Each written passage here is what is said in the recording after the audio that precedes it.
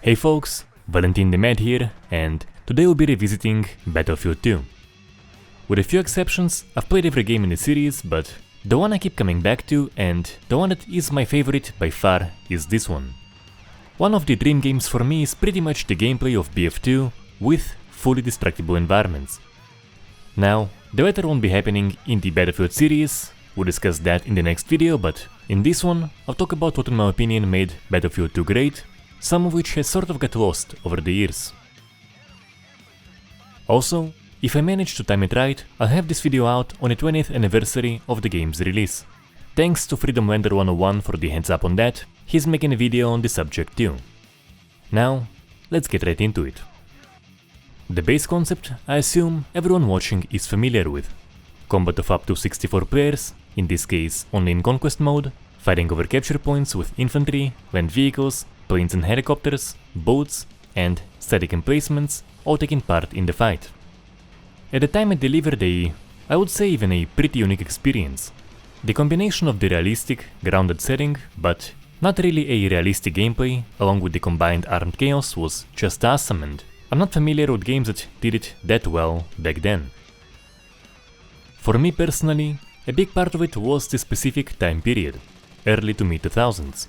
The modern combat experience before pocket gadgets became a thing. The only drone you had was a big one, and the gadgets there were defibrillator, medic bag, ammo pack, grenade launcher, repair tool, C4 and mines. As you can see, nothing particularly fancy.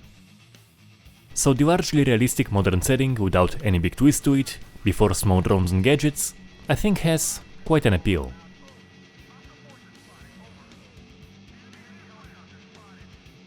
Another part of that grounded feel would be the soldier characters themselves looking like regular grunts.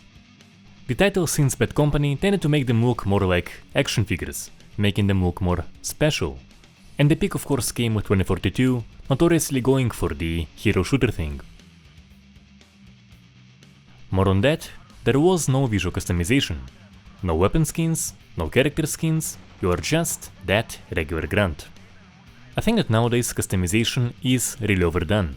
Even in hardcore tactical shooters, silly or just out of place skins or characters often tend to creep in over the course of the game's support cycle, and, naturally, players go for the flashiest gun or character they can get. It will to varying degrees break the mood that the game was initially going for. On a similar note, you would get one single weapon unlock when you rank up, and each class had two unlockable weapons. They weren't better than the standard ones you have on each side, but in case some class in some army did have a weapon you didn't like, there was an alternative. From what I saw, back then and now, most players are using their army's default weapons. So regular grunts in their military uniform, running around mostly with standard issue weapons and not one of the 50 possible unlocks, that matters for the mood and the feel.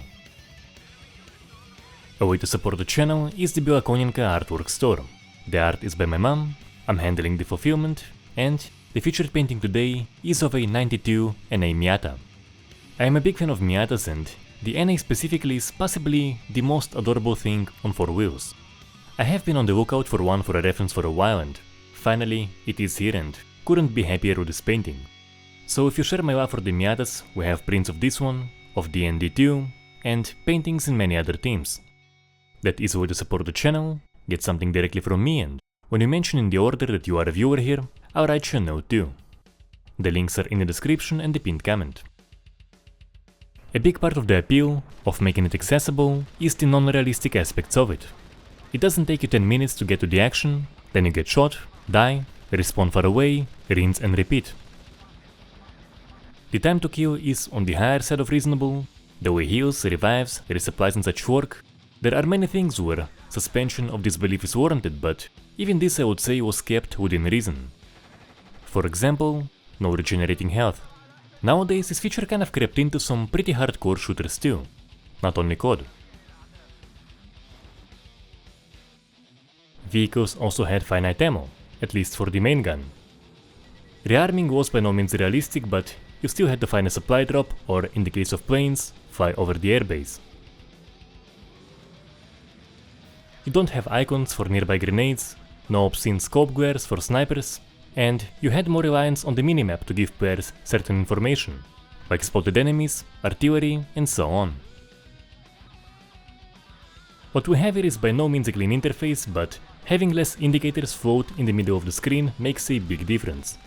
I think generally you wanna keep the screen as free from clutter as possible, so for that you can use a minimap on the side of the screen, things like the tactical view in Rising Storm 2, temporarily bring up some information, or of course design the game from the ground up with little to no UI, which is my personally favorite option.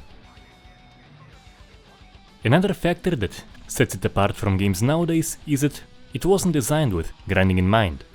Stats, ranks, ribbons and medals are absolutely here, but unless you are a top tier player and this is your go-to game, the ones beyond the basic achievements will take a long while to earn. The game wasn't designed to give you all those small dopamine hits regularly. And while it did get support, an expansion pack and 2 DLCs, it didn't try to be a live service either and constantly shove new content in your face. Your incentive to come back to it wasn't that or grinding, it was just BF2 being an awesome game. And lastly, I have to mention the mod support. While there aren't any gore mods for it, massive overhauls were made, including Forgotten Hope 2, a World War II mod, and, of course, Project Reality, some developers of which went on later to create Squad. Mod support, this extensive, particularly in AAA titles, is hugely uncommon nowadays. In conclusion, what made me really like it at the time was the wargame feel that it successfully delivered, without being as unforgiving as the OG Operation Flashpoint, but without massively watering the experience down. Not bloating it for the sake of content and not trying to balance everything to death to the point where you can barely tell which side you are playing for. So I do think we have quite a bit to learn from Battlefield 2. Hope you enjoyed this video. It is a bit of a deviation from what I usually do here, but discussing gameplay and design ideas is always fun, and if you wanna see more of that, check out the gameplay discussion playlist linked in the description. I'll see you all soon with a video on destruction.